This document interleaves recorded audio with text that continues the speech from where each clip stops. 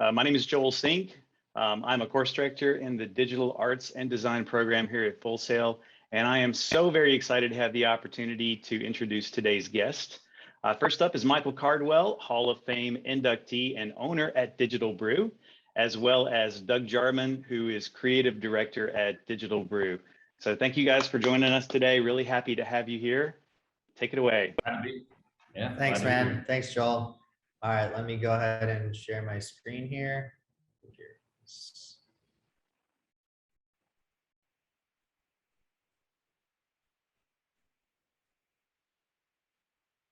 I'm having technical difficulties. Okay. So can you guys, Joel, can you see the presentation? Yes, sir, I can. Okay, great. All right, it wasn't letting me click that screen for some reason. All right. All right, well, thanks everyone for being here. Today we're going to be talking about designing characters for motion graphics. So let's go ahead and get started here. My name is Michael Cardwell. I'm the owner here at Digital Brew. I went to Full Sail for film. I have an associate's degree in film and a bachelor's in entertainment business. After graduation, I started teaching myself how to do After Effects. Out of a book, actually, because they didn't have like a million tutorials online at that time. And I found out that I really love motion graphics, and probably in hindsight, I should have done the DAD program. I got a lot of experience using After Effects after graduation. I did freelance for a couple of years, and then I got a job at Full Sail in the instructional design department. Full Sail was going to put a couple of classes online and kind of see what happened when I joined the team. And now, I guess, as you all know, that whole part of the business has completely exploded. And there's, I don't know how many dozens of degrees online. I made the content, the video content for the online curriculum for 5 years while I was there. And I worked with a bunch of designers and animators and DAD grads during my time there, and I learned about, more about design, typography, color, motion graphics. So it was a really great experience for me to be there and really hone my skills in those areas.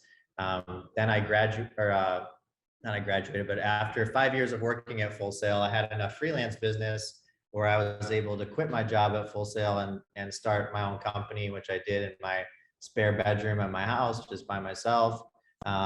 And now we have a team of 18 people here full-time that work in our office in downtown Orlando. Digital Brew is a ad agency that specializes in video production and animation content.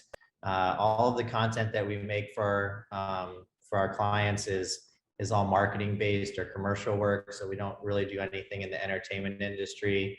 So all of our artwork is designed around helping our clients, in a nutshell, sell their stuff.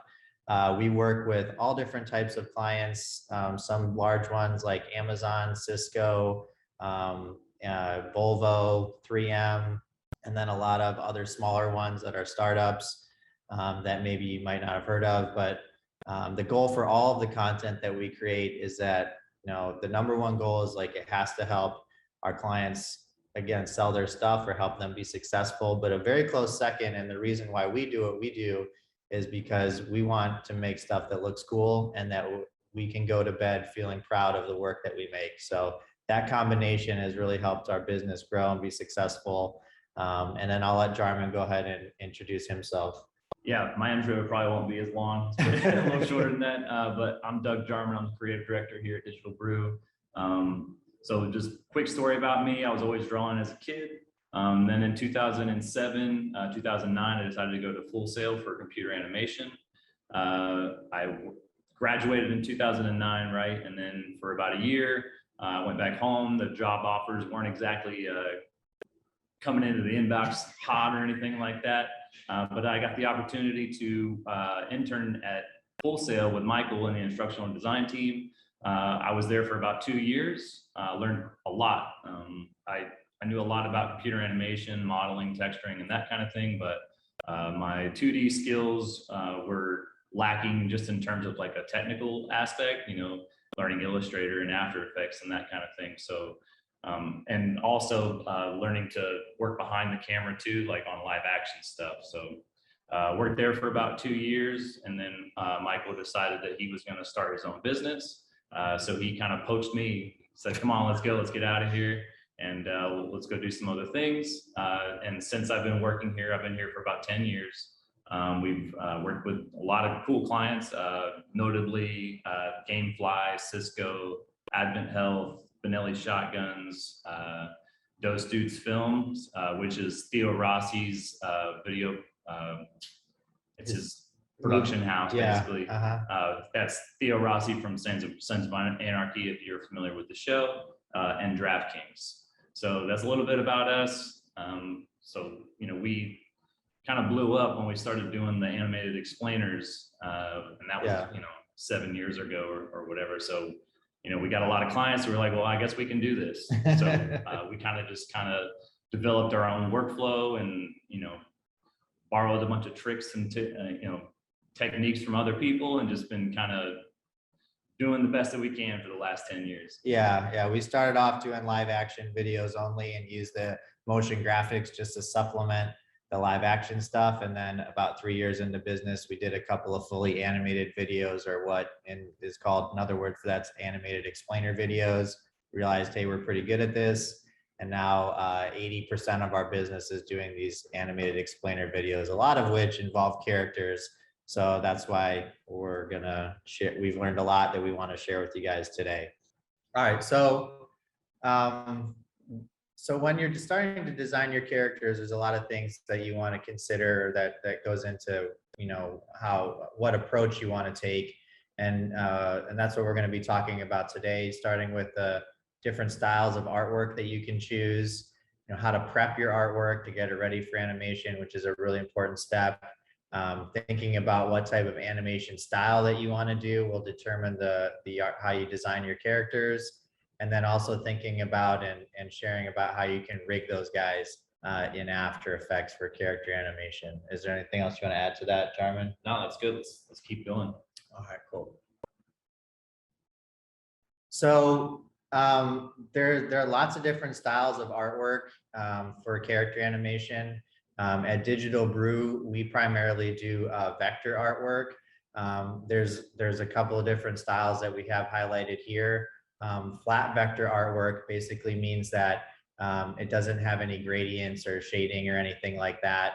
And there are several benefits and kind of challenges that go along with that. And Jarman, you want to speak to those a little bit? Yeah, sure. So a lot of and this applies to both the stroked and the non-stroke style, but the benefit of the vector artwork is that you're able to infinitely scale your scene, right? So that offers a lot of flexibility when you're telling your story. So if you needed to punch in on that character's face for a close-up, you're able to do so relatively easily. Like right in After Effects. Right in After Effects, or, you know, even if you just copied the artwork inside of Illustrator, you could do it that way too. But, yeah.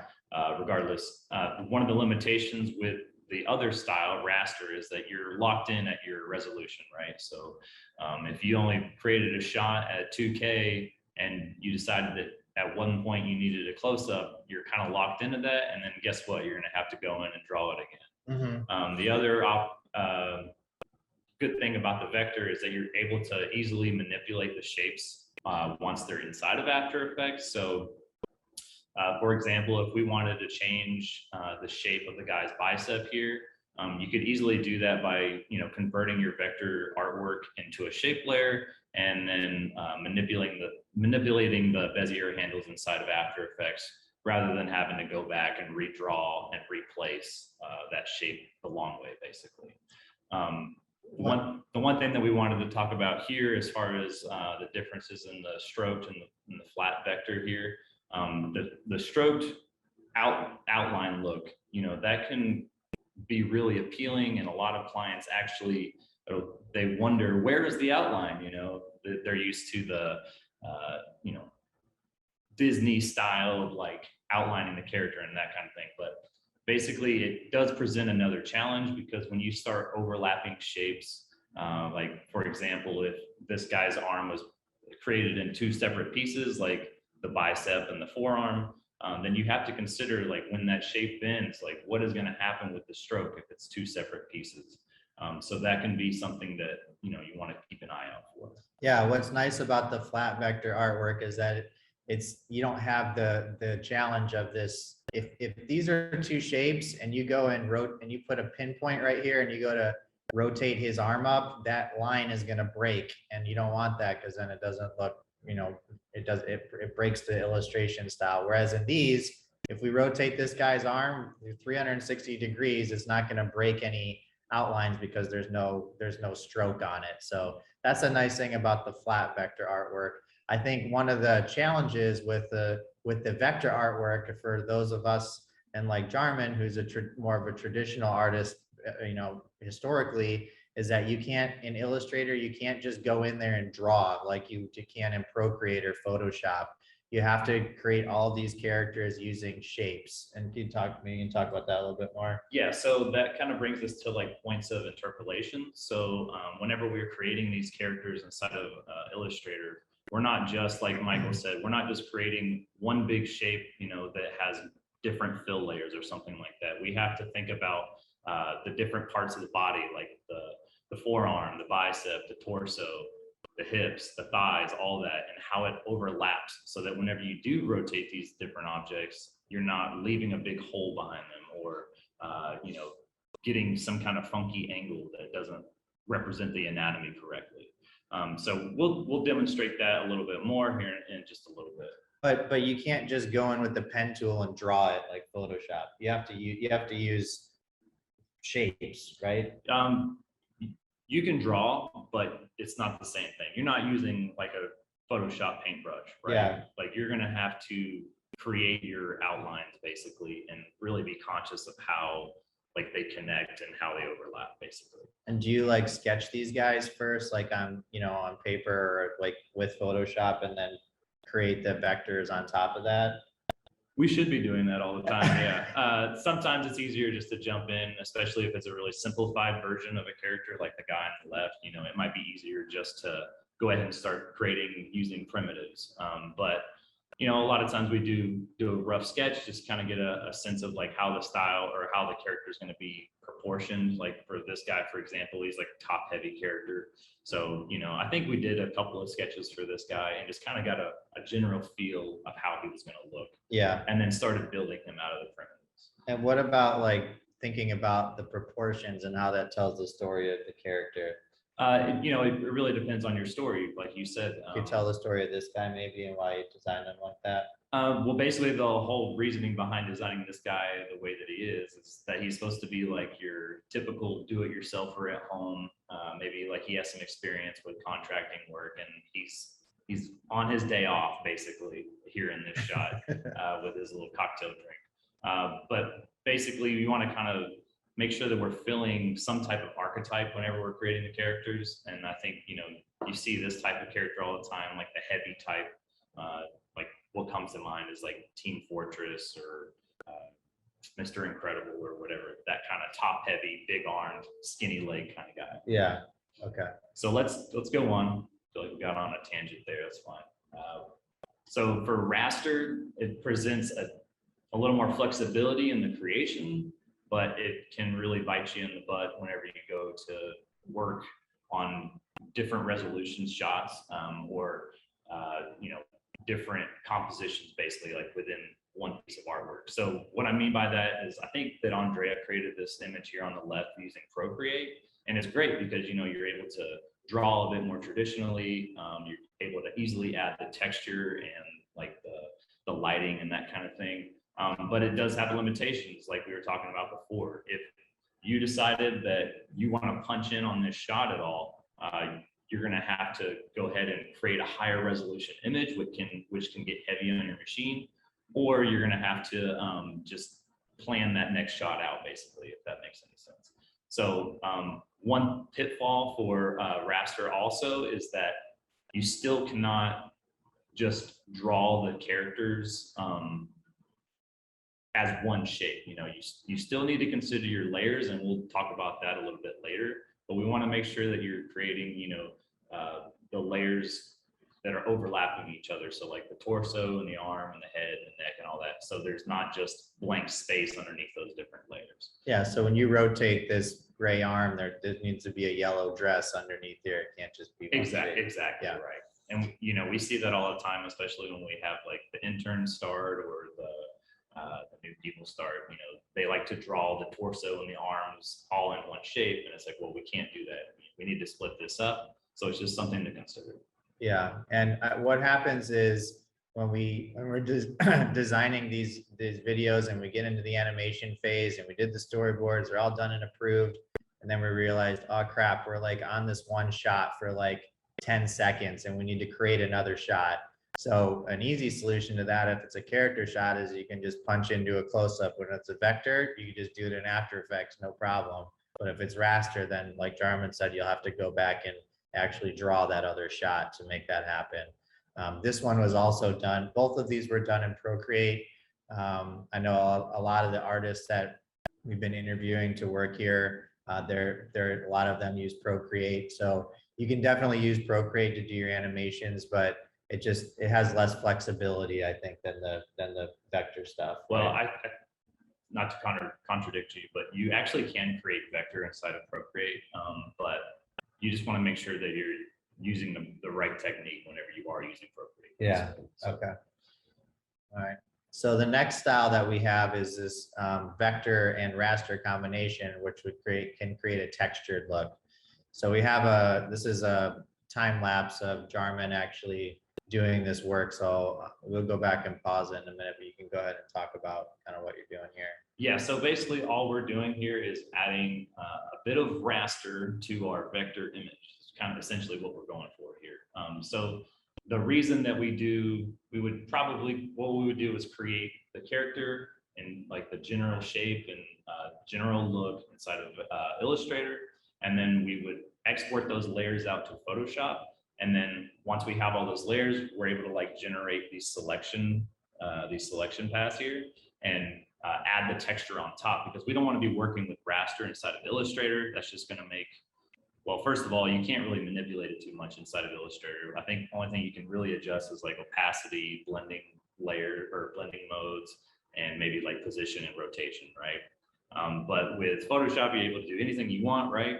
And it handles it much better. Like one thing with Illustrator is you start throwing a bunch of textures in there, and you're not going to have a good time, as they like to say. So it's going to bog down your system, and Illustrator is going to run slow. After Effects is going to run even slower. And we actually just had a client send us a bunch of custom artwork that he was like, "Hey, animate this," and we were like, "Hey, this is impossible."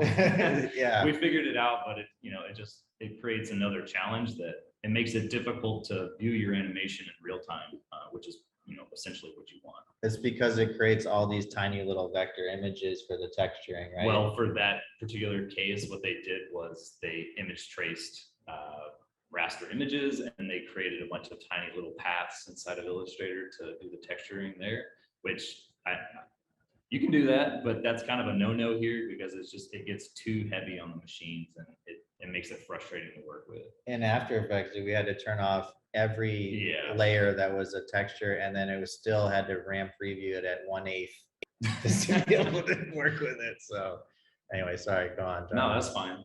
So a little bit about the technique here, like from a technical standpoint. Whenever we did this, like I said, we exported the layers out of Illustrator.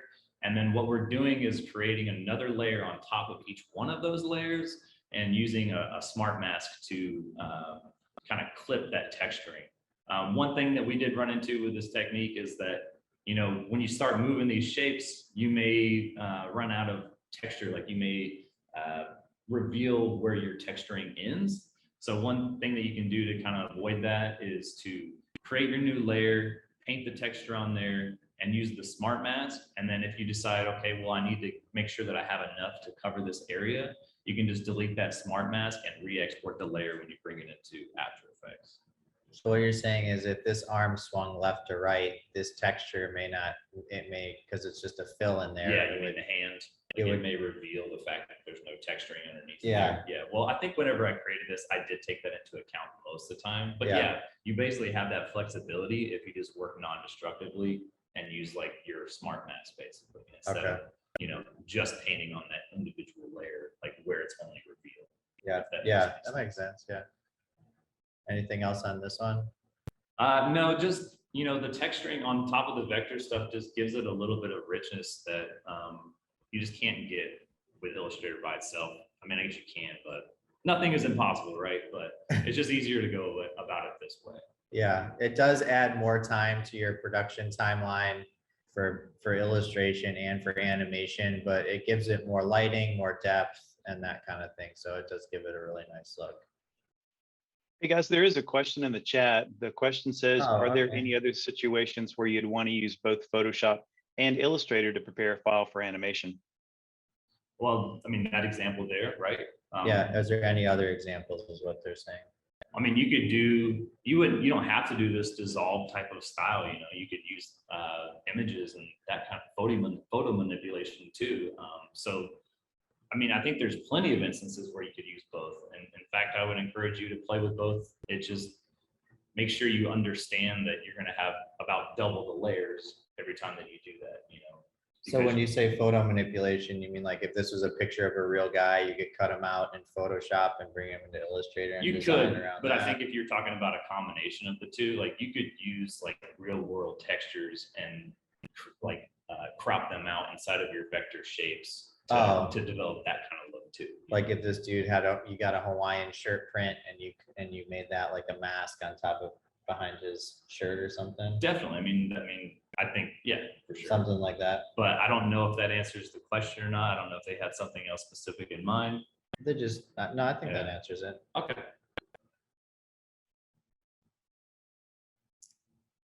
Okay, so now we're gonna go into some examples here of showing kind of behind the scenes and some Illustrator and After Effects project files. For most of the stuff that we do here at Digital Brew, we're using Illustrator and vector artwork. And like Jarman mentioned earlier, some of the benefits of using Illustrator is that it's infinitely scalable. So if you want to change the framing of a shot in After Effects or in Illustrator, it's super easy to do that and it will not become pixelated. Make sure that whenever you're doing that in After Effects, you have your continuously rasterized radial checked, because I noticed that a lot in demo reels and people's work, that when it's zoomed in real far, it looks pixelated. And I'm like, oh, they didn't check the count rasterize button. So make sure you're checking that in After Effects. Yeah, also in Illustrator, the nice thing is that you can overlap shapes to create those bends or those rotations in the joints and stuff. So Jarman's going to share a little bit more about that. Using simple shapes is a good approach in Illustrator to create your characters. And then you can get some really cool characters using just super simple shapes. And then Jarman's also going to show you a little bit more about how to stay organized, which becomes really important when you're especially with anything that has characters in it, because characters alone are probably what, like 50 layers per character? I don't know if it varies, but it can get up there. Yeah, you got 5 characters in a shot, and then you have your background, and then whatever other stuff. Now next thing you got over 100 layers in After Effects just for one scene. Yeah. So staying organized becomes really important. You don't want to just overlord your character in there and without naming anything, and then you've just got 200 layers named shape 1, 2, 3, 4 to 200. And you have no idea what's going on. So when you're doing a small thing, it's not a big unless deal. You have to. Well, yeah, but when you're doing a small project, a lot of the stuff when you guys are doing just getting started, yeah, it's not as big of a deal. But we've found out that After Effects actually caps out at 999 layers. So some of these, because a lot of our projects have hundreds and hundreds of layers. So as you go down your career here, you want to get in that habit now while you're doing the smaller stuff. I think just to touch on this a little bit more too, is like, it's important to stay organized because you're going to be working with other people. Yeah. If I open up an animator's project and it's not done with the stacks correctly, or it's not named correctly, that drives me nuts. And it's going to drive other people nuts too. So yeah, it's important just to start forming those habits right away, and then you won't have so many problems down the road, Yeah. And you can kind of become more efficient if you do it that way too. Yeah. One thing I want to talk about on the simple shapes bit too is that it's not just about the look. It's also about, once you create these shapes, you're going to want to be able to manipulate them inside of After Effects. So if you have an arm shape with 200 points on it, you're not going to be able to manipulate that. You need to kind of make sure that you're creating it efficiently with like 6 points or something like that. Okay, that's So good. that you can bend and manipulate that arm when you're in After Effects. It's not bogging down the render time. You have all these points. or- Well, it was really more about being able to control the shape, basically. Yeah. But yeah. Okay. All right. Well, let's see this in action. Okay, so we're gonna switch spots real quick.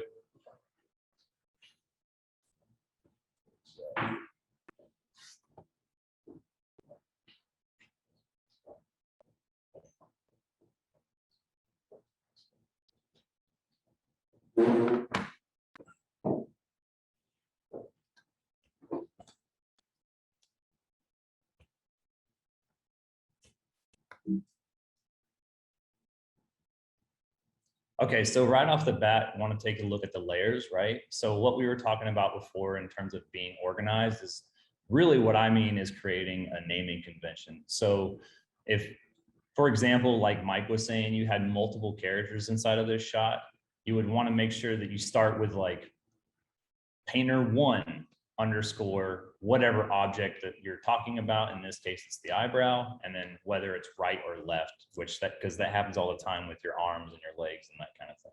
All right, great. So you can kind of see what I'm talking about now here. But basically what I was talking about is just making sure that you have a consistent naming convention.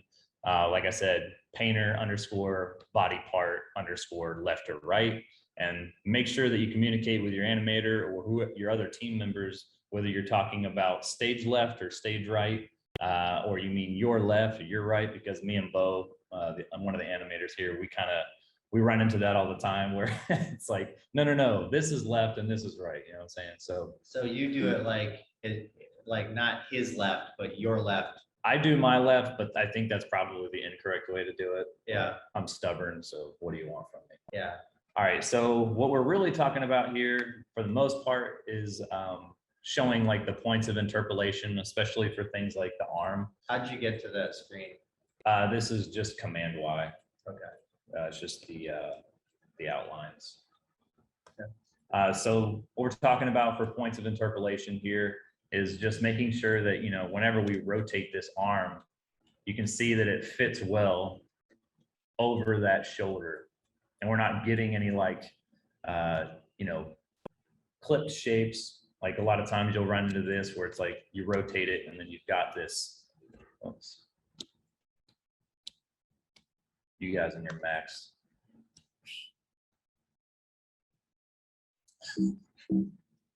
Okay. Well, we won't worry about that part anyways. That's fine. So Still strong, dude. no, it's okay. Okay. So a lot of times you'll end up with that gap there where the two shapes intersect, basically, is what I'm trying to say. One thing that you can do and I brought this Illustrator file up in particular just because I noticed it on one shape. So if you take a look at these pants here, I think whenever we actually use this in production, the shapes were just manipulated with the puppet pen tool, which is totally fine. But what you can do to give yourself a little bit more action in the legs is just basically split these pieces apart. And one thing that I'll do a lot of times is use primitive shapes to get my splits. I'm going to just drive here for a second.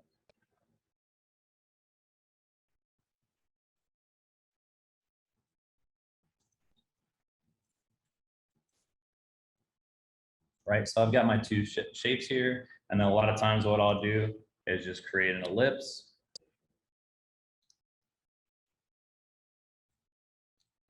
So that I get that perfect point of interpolation, right? Copy this. Yeah, let them know where you're going, what you're doing. So basically all I'm doing is creating this new shape here. What buttons you're clicking? You're going to Pathfinder, you're clipping. Okay, sorry. What I'm doing here with the Pathfinder is just, you know, I don't know if you're familiar or not, but all I'm able to do is manipulate my shapes so I can combine them, right? Or create an intersection, or I guess minor front, minus front. To be honest, I don't ever really know what these are called. I just click the one till I get what I want, basically. Which one did you use to get to do the leg? For this part here, all I did was I combined the ellipse here and the rectangle shape using the Unite. So basically that's just giving me one shape Yep. that has that perfect circle. And you probably, you know, when you're actually creating this stuff for production, you wouldn't want to make sure that this little edge here is completely perfect, but for the demo, I think we're okay. And then a lot of times, I don't know if you use, let's see here. So Shift Command Paste is probably your best friend, so you can paste in place. So like what I did was copy that shape before I merge this one together so that I have it in the exact same location. I can join it with that piece, line these up. And this is not perfect just because I'm showing a quick demo here, but now whenever I rotate this, I have that perfect point of interpolation. And you move that, what would you put, what's that blue thing? That's just centering the anchor point for rotation. Okay. So how did you quickly do that? So you just hit R and click, Okay. All right. and then you're able to Move it around. move it around from that point. Okay. Okay, any questions from the chat? I'm wondering. They're there. If you want to look. Okay, I'm not seeing anything, so I'm just going to continue on here. All right, so that was basically the spiel for the interpolating or the points of interpolation. One thing that I will say is that whenever we're creating this stuff, a lot of times it is okay to just create everything inside of one layer and get the look that you want, get it to feel like your composition right and all that type of thing, and then go back and just split all your shapes apart using the cut and paste in place technique. And then making sure that you're labeling all your layers basically. Show them that front, the arm that's in front, that and how like that needs to rotate and animation that needs to rotate so you can see behind the, you can see his whole white shirt. This here. Yeah. Like we talked about that earlier, like. Yeah. So yeah, so that what happens a lot of times is that when you're new to this, you draw that all as one shape. So when you move that arm, there would just be blank behind there. I don't know if you can create, if you're able to create that real quick, but.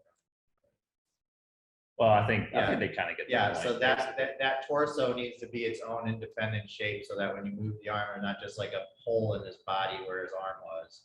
Yeah, So that's really important for, like Jarman said, when you're drawing these at the beginning, you can make it all one shape if you want, just to get the look down. But then before you get into animation, you need to go back in and prep it the way that Jarman has it prepped here, where every individual piece can be rotated and manipulated, because in animation, all this stuff's going to be moving. So that's really, really important that you're able to do that. yeah, and it's good to be able to, like I use the scissor cutting tool a lot of times. So basically like this is all one shape, right? But you could definitely go in here and use the shapes that you've already created to go ahead and get your splits, right? Mhm. And then you can manipulate it from there. So you could create that joint, you know, Yeah. and yeah. then basically position it back into place. Obviously, this is going to shorten it up a little bit. So maybe what I would do is, right, Yeah, that make kind it of a little thing, bit basically. longer. Yeah. And it's all about adjustments. You know, you want to make sure that you're keeping your original look, right? But that's kind of just the technique that I would use for that kind of thing. Joel, does this look in line? Do you think that we're on the right track here, sharing this stuff with these guys, or is there any things that you've seen that come up that you want us to talk about for designing these characters? What you guys just talked about is one of the things that I really spend a lot of time in my class trying to get students to understand, so that if you do have two parts that join up, you do need to have that overlap to make that work. So yeah, you're 100% on the right track there. Okay, great. Okay. Just making sure we're not spinning our wheels here. Go through the layers to look like the naming thing stuff a little bit more. Like what you need to do, you're naming everything, or there's something like if you look at the background and stuff, like how do you, like, because you could definitely over prep this thing too, right? So how do you? I mean, you can, but it's really about making sure that you have the layers that you require for your shot, right? So if, for example, you could just take all these pieces for the roof, right? And you could put that all inside of one layer. I think this one is broken up just so that we could create the illusion of like 2.5D. yeah, like perspective whenever we come through the shot. Yeah. But you could just keep this all as one big layer, right? Yeah. So a lot of times, like we were talking about before, is so if we have multiple characters inside of here, maybe there's a man and a woman, like we'll use that that hierarchy basically, and we'll always start with like the character group name first. So it'd be like painter underscore body object and then left or right. So in the other case where it's like the woman, it would be the same thing. It would just start with the woman underscore body part. And we try to go in that like descending order where it's like who it is, what it is, and what side it's on. Just to kind of, you don't have to do it that way, right? But as long as you're consistent in some type of manner, that way you or your team can remember what's going on, basically. And why is like hat or the goatee, or why are those like on their own layer? Basically, so that whenever you go to, so a lot of times what we'll do inside of After Effects is create like a head turn, and you need to be able to adjust those shapes in 3D space, like on top of the different layers. Using shape layers in After Effects. Yeah, exactly. So you can even like just kind of create that illusion. Hey guys, Like a if you- couple questions in the Yeah. chat there. The first one is, how do you determine what style of character to create? How much influence do you have on that, or does that influence come from the client? A lot of it comes from the client. Obviously, we try to put our best foot forward. Whenever we first created this character, he was pretty different. He still had the same top-heavy archetype, but his skin tone was different. I think he was a little bit more dramatic, and the client was like, "Oh, that's a little too wonky for us." So we toned it down a bit. We gave him a more natural skin tone, and I think we made him a bit more like put together. I think before he had like a Hawaiian shirt and like a frazzly beard or something like that. But you know, you always got to, that's just kind of part of the business. You know, you got to listen to what the client wants to do. And, you know, at the end of the day, it's their dollar, you know what I'm saying? So Yeah. it's up to them. So you kind of just have to take that with a grain of salt, even, you know, if you don't want to do it, you know, you still need to do it and be professional about it. Most of the what we do to help determine the art style is that we send them a mood board, which is a collection of different styles of artwork that we find, like mostly using Pinterest or sometimes our previous work. And it's about, I don't know, 6 to 12 images that they can look at and cherry pick to see which ones that they like. And then we make the custom artwork look similar to what they picked. So a lot of times we like to pitch these more motion graphic-y looking characters with exaggerated features like longer legs or little heads or big hands. And like 9 times out of 10, the clients are like, make them look more normal looking. Yeah. So you're all the time like, damn it. All right. So, but as far as vector or raster goes, that goes back to the mood board too. But most of the time, the ideas that we present to them are the vector ones, because those ones fit easier within our timelines and budgets to get the projects done. Whereas the raster ones can be a lot more time consuming. So we don't often present those. Yeah. So I see another question here. It says, why do a lot of these layers end with 01? So basically the reason that is there is because whenever this scene was actually used in production, there was another pose. So that was just our different posing basically. So it would have been the same thing, right? Painter underscore eyebrow right, but it was a different pose. So we wanted to make sure that we had that one last part of our naming convention to differentiate the two. So he was like, this pose, he's like rolling that, it's kind of broken apart now, but he's got a paint roller that he's painting the stuff on the roof. The other pose, he was just standing straight up with, with the thing in his hand. So in animation, those two characters get rigged independently, right? Because they're in a different pose. So that's why the 01 and the 02 for that. Yeah, it was basically, you know, using pose to pose, and this was pose 1 basically. Yeah. But what, so all of these, like the reason I mean, I'm just thinking about like the head seems like it could potentially just be one layer with the face and the beard, but we're doing those all independently so that, because we use joysticks and sliders, or you can also use Duik to create like a 3D head turn. And there's lots of tutorials online. We didn't know how to do it when we started. We just learned with a tutorial, and you can do that too. But creating like a 2D or a 3D looking head turn gives the character animation a lot like more expensive and you know, cool look. So rather than just moving his face like that, like sometimes you see people that just move their face, and that's not how heads move. You know, when his head moves, that ear on the left should go on our left should go behind his head more, and the other ear should come out a little bit more, and his beard should turn a little bit. So that's why he separated all of these layers independently, so he could rig the head in 3D space, convert them to shape layers, and do that kind of three-dimensional head turn for all that stuff. Even the sweat is its own layer, because we're going to make that sweat kind of bleed on, you know, start higher and kind of, go down as we're animating the video. So all of those things are stuff to consider when you're prepping, is how you're going to animate it, what's going to move, and prep accordingly. Even like making sure that you have all the shapes behind it. So what if, for example, the client's like, well, I want his hat to blow off or whatever, you know. Well, we've got those shapes. I think his head's a little disproportionate here. But you have those shapes, you have that ability. You know, you can always change the shape inside of After Effects, but you're not having to deal with something like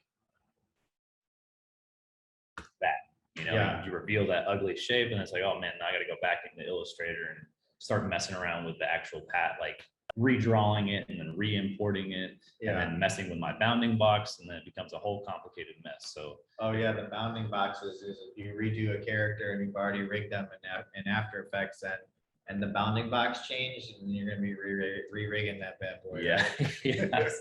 Don't want to do that. All right, so where's the presentation here? Well, I think we go back to After Effects now, right? Well, I want to go back to where's the presentation? Right there. Okay. So this is not my time lapse. This is actually one of our animators here, Bo Benson. He put together this time lapse of all the different rigging layers that he worked on for this character. And you can see he's even had to like change the orientation of some of the layers so that he can go ahead and get them in the right vertical space, if that makes sense. Like 3D, like have a little bit of a turn, right? Well, kind of, but anyways, all he's doing is laying it out to where whenever he rigs it, it's going to manipulate it in the correct way. So all he's doing here is using, I believe he's using Duick. He's using joysticks and sliders, it looks like, for part of it, and Duick for the other part. So a lot of times we'll use joysticks and sliders for the facial features, and then the like the armature of the body will be created using Duick. One thing I want to point it out is you can notice all the different Photoshop layers in here. So all those textured layers are actually being parented to the vector part 2. So this is kind of what he was able to achieve using that setup. And that's kind of what brings us to the next part, which is actually showing a little bit of that inside of After Effects here. So this is our same character, and you can see all the different bones and the puppet pins that were used to kind of drive the action. I don't think this is even a final for the animation, but anyways, it's not important.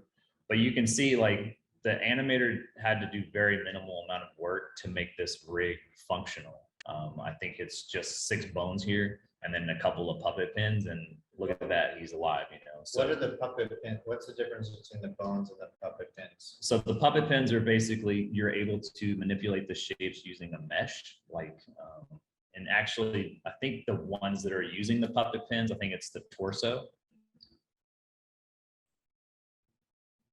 So that's a raster, it's raster.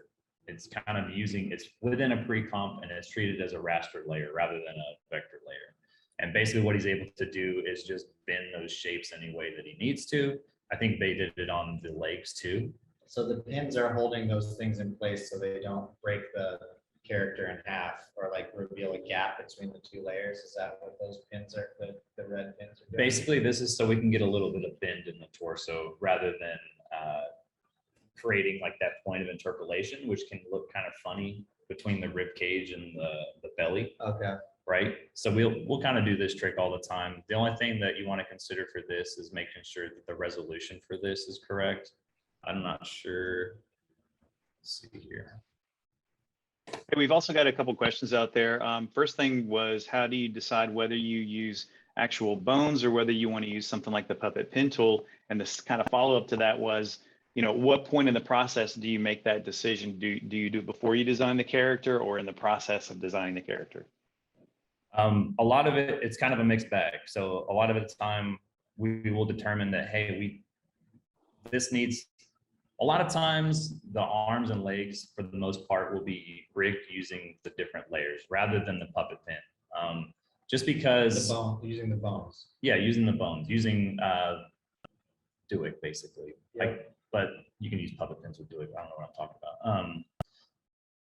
The puppet pin is great for stuff that's like flexible and squishy. But if you really want to get the rigidness of an arm movement, then you're going to want to use the bones basically. And a lot of times it just depends on the style of character, like you mentioned before. Like if you had like really bendy looking arms, then you could use the puppet pin tool, but I would recommend using I think it's rubber hose instead, so that you're able to control it a little bit better. The puppet tool is a little clunky in my opinion. I'm not bashing AE here or anything, but it just makes it a little bit more difficult to control. That's why these plugins exist. It makes it way easier to get a cooler look. Like, could you do this all in After Effects with the native stuff? Yeah, probably, but it's gonna take you a lot longer. And these guys have coded this, use rubber hose and Duick to make this stuff work really easy. So even when you move part of the body and other parts kind of moving automatically instead of having to like move every little piece independently. So you could also do this with just anchor points and puppet pins, right? But it's gonna take you a lot longer and it's not gonna look as good probably. So Duick is, I know these things cost money and we're here in school still and it's hard to afford this kind of thing, but Duick is free. And that can do everything that rubber hose and joysticks and sliders can do. And so you just get that and start playing around with it. You start making some money, you can buy those other ones, when you're ready. Exactly. And I do want to talk about a little bit about, you can over rig this stuff. If you've got a character on shot or on screen for 2 seconds and he's not doing much, I mean, obviously don't waste your time rigging all this stuff up with Duick and that kind of thing. Just manipulate what you need to manipulate and move on. If you do need to have a big arm swing and that kind of thing, then go ahead and take the time to rig it up. I mean, of course, but it's a balance, you don't ever want to do more than you need to do, right? Why bother? So that brings up another thing that we to consider when you're drawing your characters is that when you're rigging them, if they're facing the same way all the time, you just need to rig them once and you can reuse that rig the whole time.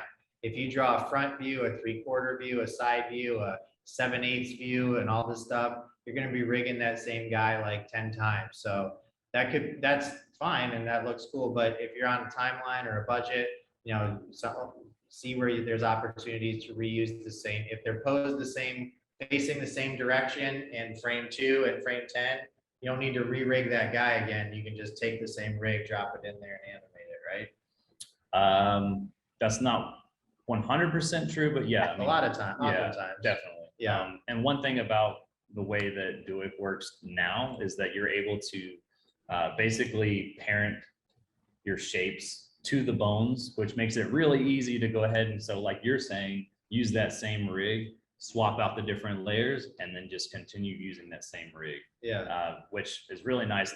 I don't think it was always that way. Actually, I remember it not being that way, where basically the scripting was put on the actual layer, and then good luck changing all that once you got it all rigged up.